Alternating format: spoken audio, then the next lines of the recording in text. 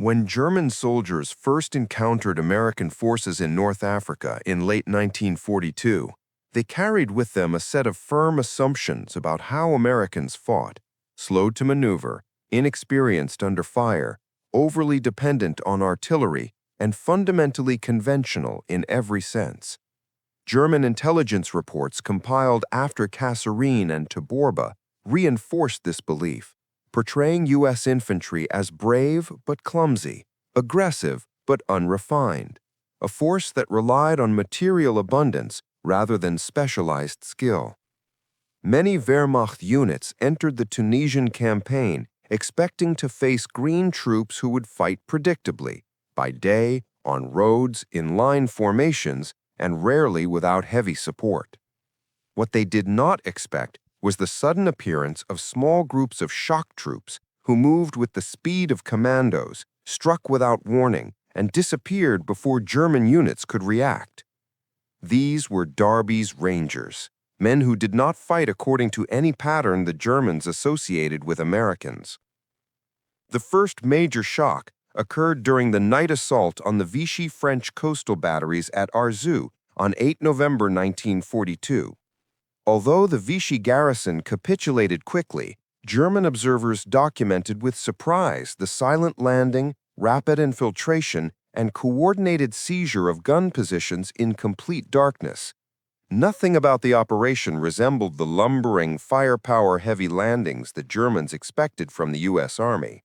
It was a hint of what was coming, but the Wehrmacht would not feel the full force until Senate Station in early 1943, when Rangers conducted a pre-dawn assault through rough terrain to capture a strongly held Tunisian outpost. A German officer from the 10th Panzer Division wrote in his report that the attackers did not move like Americans. He meant it literally. They advanced fast, low to the ground, using cover instinctively and closing the distance before German heavy weapons could react. To the Rangers, this was simply doctrine. William O. Darby, their founder, had built the battalions around British commando principles: speed, stealth, initiative, and decentralized decision-making, but fused these principles with American aggression and fire discipline. Rangers trained to infiltrate by night, strike from unexpected angles, and fight at close range.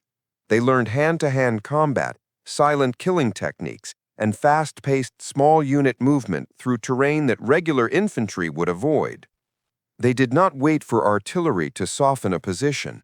They did not advance in large lines. They came in small, lethal teams, unpredictable, unorthodox, and completely alien to Wehrmacht expectations.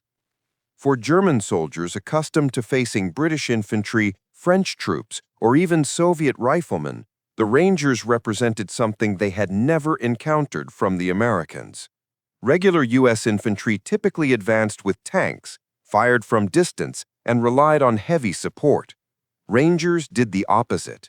They attacked where support could not follow, through ravines, over rocky slopes, across riverbeds, through gaps in the line. And because German units in Tunisia relied heavily on fixed defensive positions, supported by interlocking fields of fire, Ranger tactics exploited a structural weakness. The Germans were least prepared to fight elite raiders in close quarters. German POWs later described how unnerving the Rangers were during those early encounters. They noted that Ranger patrols appeared behind their lines without explanation, struck rapidly with small arms and grenades, and vanished before German squads could form a counterattack. At Senate Station, Rangers covered 12 miles of harsh terrain at night to launch a surprise assault that the Germans admitted they did not consider possible for American troops. This was a recurring theme in POW reports: disbelief that Americans could move so fast, navigate so well in darkness, and coordinate so effectively without radios or heavy equipment. By the time the campaign shifted to Sicily in July 1943, German units were already warning each other about the black-booted Americans who fight like English commandos. At Gela, Rangers moved through dunes and vineyards to strike German paratroopers from the flank. At Catenanueva, They infiltrated through irrigation ditches and dry creek beds to hit Hermann Goering Division troops at close range, overwhelming machine gun nests before they could stabilize their defense. German survivors of the Catena Nueva fight later told Allied interrogators that Rangers were the most dangerous American soldiers because they closed the distance too quickly for German firepower to matter. This early psychological impression set the stage for everything that followed. To the Germans, American infantry came in two distinct types: the regular formations, predictable, line-oriented, firepower-dependent, and the Rangers, who operated like predators.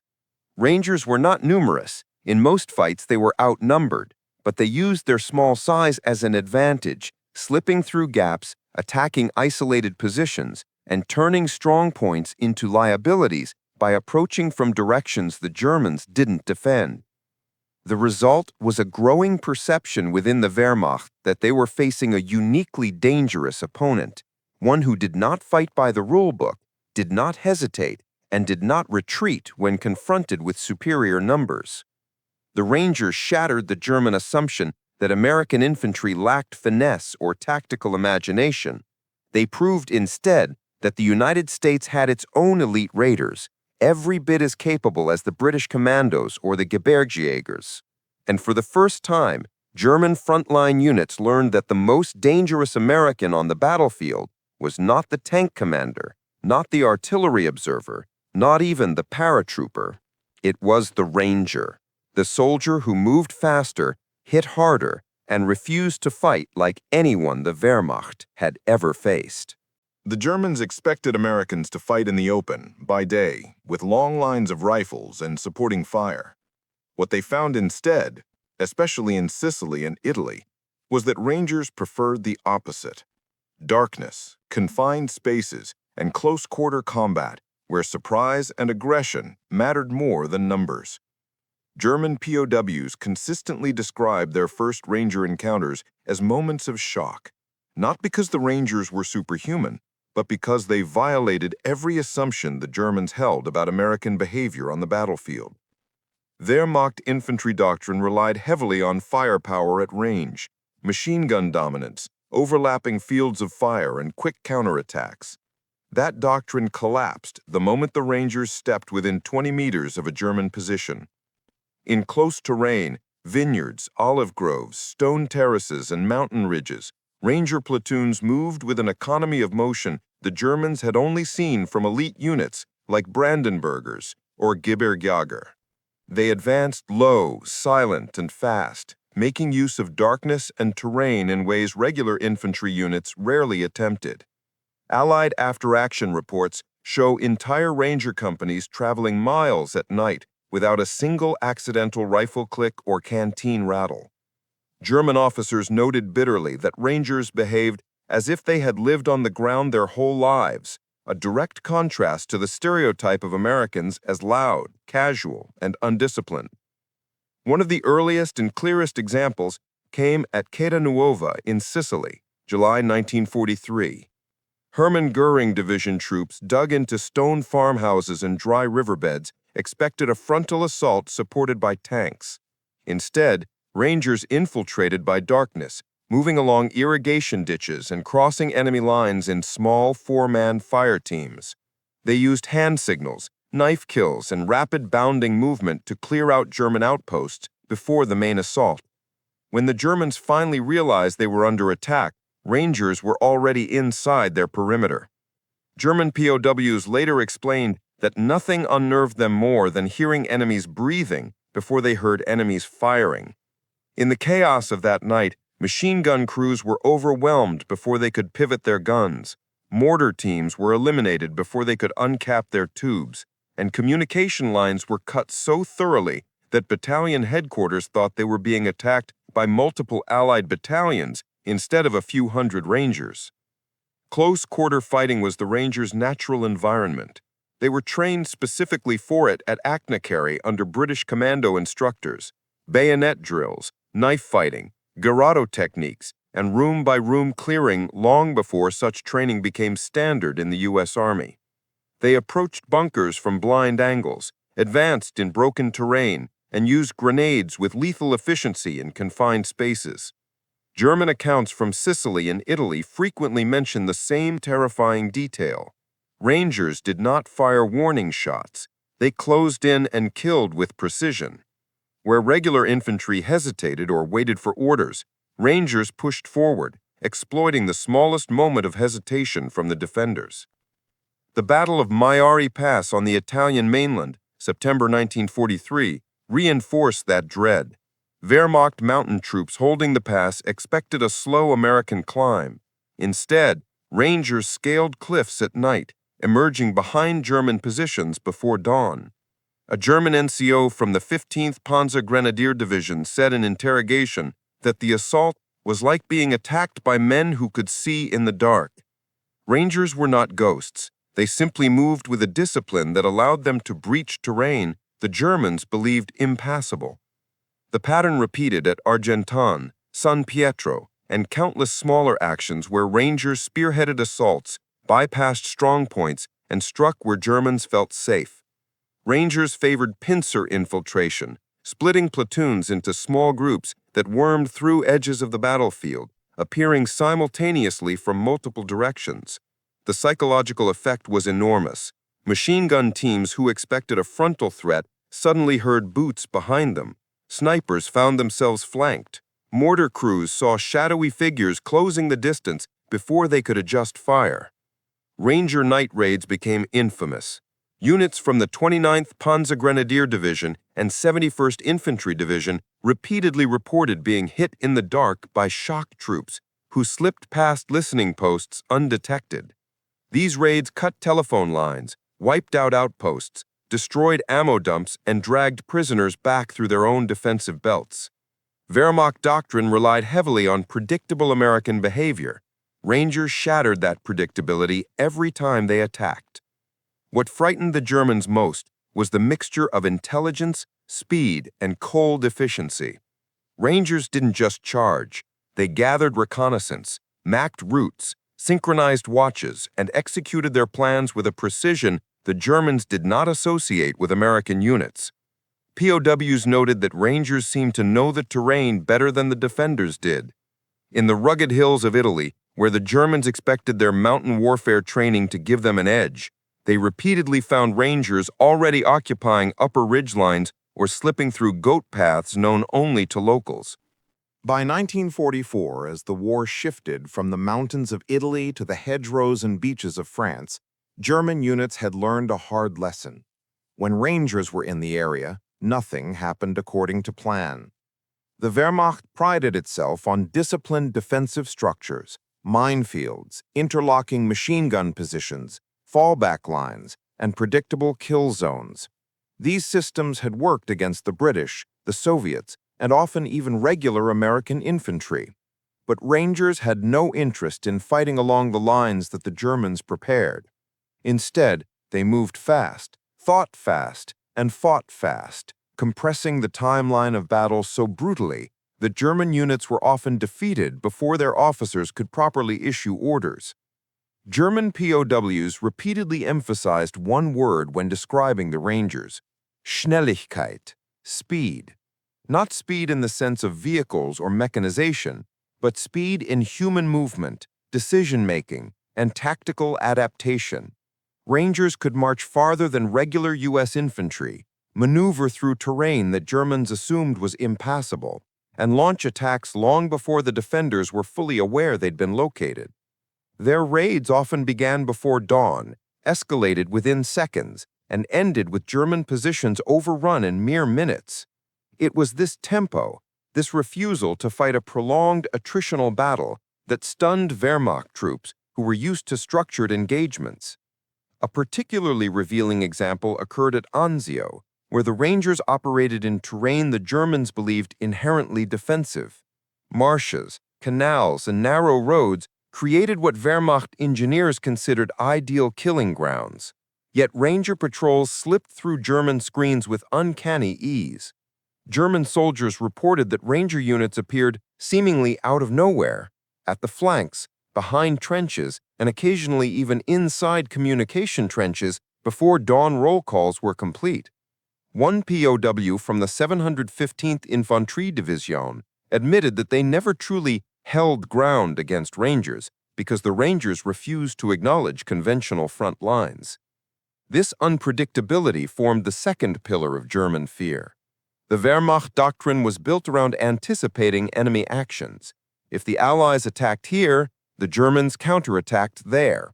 If Allied artillery shelled a sector, that sector was reinforced. But Rangers rarely approached from the direction expected. If the Germans planned for a frontal assault, the Rangers came from a drainage ditch. If the Germans fortified a hillside, the Rangers climbed a cliff to flank it. At Maiori Pass, where German officers assumed the steep ridges would protect their left flank, Rangers climbed the cliffs by night and surprised the defenders at first light. To the Germans, it defied logic. Americans were not supposed to climb mountains in the dark, much less attack simultaneously from multiple angles. The third component Germany feared was the Rangers' aggressive mindset. Rangers were trained to seize initiative, push relentlessly, and close with the enemy, traits that mirrored the best German shock troops, but were completely unexpected from Americans. Instead of falling back under machine gun fire, Rangers would dart forward, cross small arms kill zones, and assault the source of fire directly. They used cover dynamically, bounding 2 or 3 men at a time, rotating suppressive fire with assault movement, and pressing forward even when outnumbered. German accounts from Sicily, Italy, and Normandy all describe moments when Ranger platoons pushed attacks far faster than German officers could reroute reserves. At Gela, Rangers counterattacked German paratroopers and armor with such speed and determination that surviving POWs later said they believed they were being attacked by elite British or Canadian units. It shattered the deeply held assumption that Americans avoided decisive close combat. When D-Day came, German troops defending Omaha Beach expected to face slow-moving infantry pinned on the sand. But the Rangers of the 5th Battalion didn't follow the script. They scaled the bluffs, infiltrated the draws, and assaulted the WN-70 and WN-72 positions before many German machine gun crews realized they were being flanked. German defenders from the 356th Infantry Division later admitted in interrogation that they assumed elite Allied commandos had broken their line. It wasn't commandos, it was Rangers executing infiltration tactics identical to those they had used in Sicily and Italy.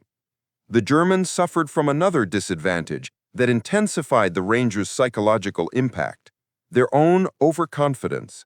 The Wehrmacht troops had been trained to underestimate American infantry. They believed U.S. soldiers were heavily dependent on radios, vehicles, and officers. But Rangers fought with decentralized command. Squad leaders made decisions, fire teams maneuvered independently, and every Ranger was expected to lead when needed. German attempts to disrupt American command structures by targeting officers or cutting radio lines had almost no effect on Ranger operations. This decentralized decision-making made Rangers exceptionally difficult to predict. If a Ranger sergeant saw an opportunity, he exploited it immediately, without waiting for higher command. German officers schooled in Auftragstaktik, but accustomed to fighting opponents who lacked initiative, were startled to encounter American troops who displayed the same aggressive autonomy they prized in their own best units. As POWs' interrogations from the 356th and 715th Infantry Division show, German soldiers became deeply uneasy whenever intelligence suggested Rangers were in their sector. Patrols stayed closer to main lines, outposts doubled their sentries, and even veteran NCOs hesitated to move at night when Rangers were known to operate nearby. The sense of unpredictability, the feeling that danger could emerge from any direction, wore down morale over time. By the Normandy campaign, German units had learned to quickly identify Ranger tactics: sudden concentration of small arms fire, rapid flank movement, and infiltration along terrain that regular troops avoided. But recognition did not equal effective counteraction. The Rangers' combination of speed, aggression, and tactical imagination allowed them to dismantle German defensive logic at its foundation. German soldiers feared the Rangers not because they were supermen, but because they broke every rule the Germans relied on to stay alive. They moved before the Germans could prepare, attacked before the Germans could react, and disengaged before the Germans could strike back. To the Wehrmacht, they were not just elite troops, they were a force that turned the battlefield into a place where German experience no longer guaranteed survival. If speed and unpredictability made the Rangers dangerous, it was their refusal to break under pressure that eventually convinced many German officers they were facing the most formidable American infantry on the continent. The Wehrmacht entered the war carrying an assumption, validated many times against green U.S. units in Tunisia, that Americans would retreat when hit hard, reorganize behind artillery, and avoid prolonged close-quarters fighting. Regular U.S. divisions sometimes did exactly that, especially early in the war.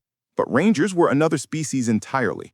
They did not collapse when encircled, did not withdraw when outnumbered, and did not break when pinned down by superior fire. Instead, they fought with a tenacity that German veterans associated only with Soviet assault groups or their own Sturmkompagnen.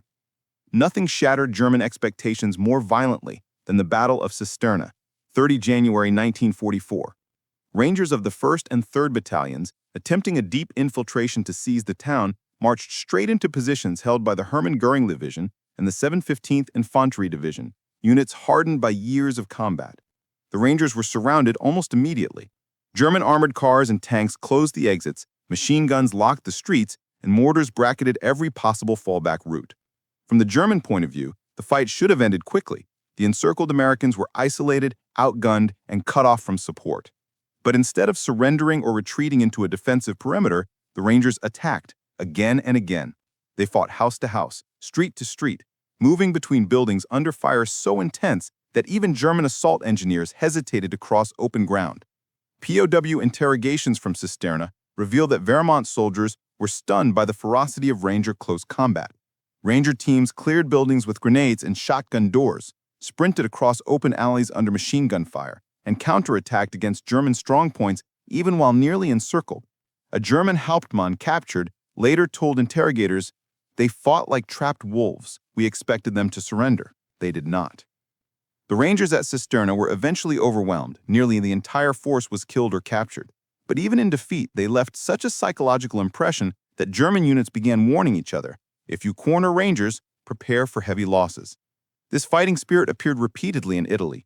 At San Pietro, Rangers held exposed ridges under artillery fire that shook the mountain slopes, refusing to abandon their positions even when regular infantry units temporarily pulled back. At Carano Ridge, Ranger platoons held off counterattacks by the 29th Panzer Grenadier Division through sheer aggression, launching pushback assaults every time the Germans attempted an organized advance. But it was at Point du Hoc in Normandy that the Rangers permanently cemented their reputation in the eyes of the Wehrmacht. Scaling the cliffs under MG-42 fire, taking casualties during the climb, and landing scattered by tidal drift, the Rangers were in a worse situation than Cisterna. They had fewer men, no heavy support, no secure supply line, and no guarantee of reinforcement. Yet they attacked immediately upon reaching the summit. German positions were cleared one by one, often with nothing more than rifles, grenades, and raw determination. Even more astonishing to the Germans than the assault itself was what happened afterward. The Rangers held the point for nearly 48 hours, isolated and surrounded, fending off multiple counterattacks from elements of the 352nd Infantry Division and 914th Grenadier Regiment. German POWs taken later told Allied interrogators that the Rangers fought past the point where normal soldiers stopped fighting. One captured German NCO admitted they believed the Americans on the cliff were a battalion of elite commandos, not the depleted, exhausted handful of Ranger survivors who were still firing when reinforcements finally arrived. This refusal to break, even when surrounded or outnumbered, shocked German officers, trained to identify the collapse point of enemy formations. Wehrmacht doctrine taught that most forces would begin to lose cohesion once casualties reached 20 to 30%. Ranger units routinely fought past 50% casualties and continued operating as cohesive combat teams. Another factor amplified German fear. Rangers did not back off when their officers were killed. Unlike many armies where leadership loss caused immediate confusion, Ranger squads were trained so every man understood the mission, terrain, and fallback plans.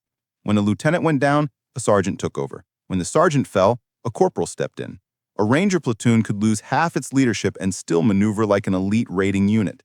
German POWs specifically cited this decentralization as a reason for their unease. We shot their officers, but the men kept coming. At Le Cambrai and Meisy Battery, small ranger detachments held ground or seized objectives even when isolated for hours, improvising defense with captured German weapons and refusing to yield an inch. Wehrmacht units learned through bitter experience that rangers did not panic when cut off. They adapted, counterattacked, and fought with the desperation of men who believed withdrawal was unacceptable. This aspect, the refusal to collapse, terrified German soldiers more than almost anything else. Against most Allied forces, the Germans could predict when morale would falter. Against Rangers, there was no predictable breaking point. Rangers fought until the mission was complete, until they escaped, or until they were physically incapable of continuing. This unwavering tenacity, combined with their willingness to accept extreme casualties to complete an objective, created the impression that Rangers were not bound by the same psychological limits as other American units. To the weary Wehrmacht infantrymen, the Rangers were not just elite, they were relentless. And that relentlessness meant that every fight with them was a fight to the death. By the final year of the war, Allied intelligence officers conducting POW interrogations began to notice a striking pattern. Whenever the question arose, which American unit did you fear most, the answer was rarely tanks, paratroopers, engineers, or even the famously well-supplied American artillery. Time and again, German soldiers, whether from infantry, Panzergrenadier, Fallschirmjäger, or Waffen-SS units, gave the same response with the same mixture of respect and dread. Die Rangers. The Rangers. These responses did not come only from men who fought at Pointe du Hoc or Anzio. Even soldiers who'd never seen Rangers firsthand were influenced by the rumors circulating through German lines. Stories of Americans who attacked at night, killed silently, bypassed strong points, and refused to surrender. For the Wehrmacht, which relied heavily on predicting enemy behavior, the Rangers represented the ultimate psychological threat, an American unit that did not behave like Americans. During interrogations conducted by the SHAEF G2 Division from 1943 to 1945, several themes emerged that consistently explained why German troops feared the Rangers above all others. 1. They fought like commandos, but with American firepower behind them. German POWs frequently compared the Rangers to British commandos or their own Brandenburgers, but with a critical difference. Rangers were backed by the immense logistical and artillery power of the U.S. Army. This combination stunned them. The Rangers struck like raiders, silent, sudden, and violent, but could also call down a wall of 105mm and 155mm shells if they needed to extract or reinforce. To German soldiers, this mixture felt unfair, even unnatural. One POW from the 352 Infantry Division said, "Commandos attack and disappear. Rangers attack and then hold. That makes them worse." 2. They inverted American weaknesses and Wehrmacht strengths. Throughout the war, German troops were taught that Americans depended on daylight, avoided close combat, were slow to react, and required constant officer leadership. Rangers broke every one of these rules. They preferred darkness. They thrived in close quarters. They reacted faster than German infantry, and they kept fighting even when leaders fell. This inversion created a profound psychological shock. A German intelligence summary from late 1944 noted, "Where Rangers operate, normal American patterns cannot be assumed." To the Wehrmacht, unpredictability was a far greater danger than mere firepower. 3. Their small units caused outsized damage. A recurring theme in POW statements was confusion about Ranger numbers. German troops consistently overestimated Ranger strength by factors of 3 or 4. A 50-man Ranger platoon was often reported as a 200-man force. A company was mistaken for a battalion. This was not exaggeration. It was genuine confusion caused by the Rangers' ability to appear simultaneously on multiple flanks, create shock through speed, and inflict casualties rapidly. At Anzio, a single Ranger company infiltrated so deeply that German prisoners insisted they had been attacked by an entire regiment. These misjudgments spread through the ranks, fueling the unit's fearsome reputation. Rangers became die schwarzen Schatten, the black shadows in the whispered warnings exchanged along the line. 4. Their refusal to retreat broke German expectations of American troops. Wehrmacht doctrine relied on identifying the enemy collapse point, the moment when the opposing forces' cohesion disintegrated. Rangers had no predictable collapse point. They held at Point du Hook, despite being outnumbered 5-1. They fought to the last at Cisterna, making the Germans pay dearly for every street. They maintained offensive pressure at San Pietro and Carano Ridge, even after taking heavy casualties. German POWs repeatedly commented on this. If a Ranger is alive, he is fighting. Against such determination, German units accustomed to forcing American retreats found themselves locked in brutal, grinding battles with opponents who neither surrendered nor withdrew. 5. Their reputation spread fear even where they weren't present. The psychological influence of the Rangers extended beyond the battlefield. By mid-1944, German intelligence bulletins warned frontline units about Ranger presence even when it was factually incorrect. In Normandy, several German battalions entrenched themselves more deeply after falsely believing Rangers were operating in their sector. At Anzio, patrols refused to advance at night solely based on the rumor that Rangers had been spotted in nearby farmhouses. One of the most revealing POW quotes came from a veteran Feldwebel of the 71 Infantry Division.